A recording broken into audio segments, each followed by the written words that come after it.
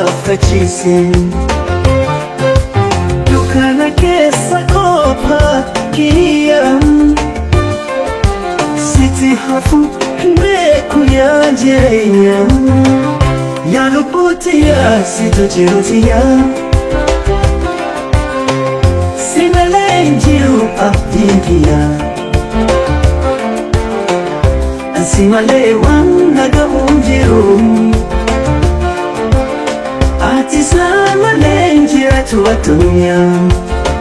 Haa lubbuu tiyyaa situ jiru tiyyaa si malee hin jiru abdiin kiyyaa. An si malee waan nagahu hin jiru. Ati saa malee hin jiratu addunyaa. Situ ifanalate Dukkana sitti waame. Si malee hin beeku gatta keessa.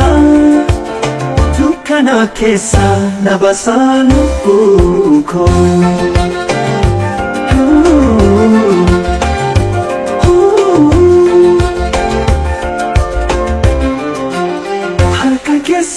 Situ ifanalate guyyaa dukkana sitti waame.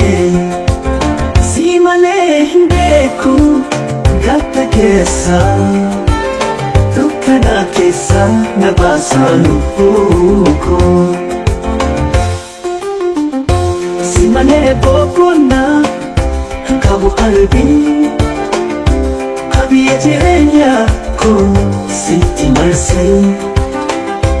Addunyaa tana keessa si waliin. Lubbuu koo si laaftaan hin shakku jireenyi. Yaa lubbuu tiyyaa situ jiru tiyyaa si malee hin jiru abdiin kiyyaa.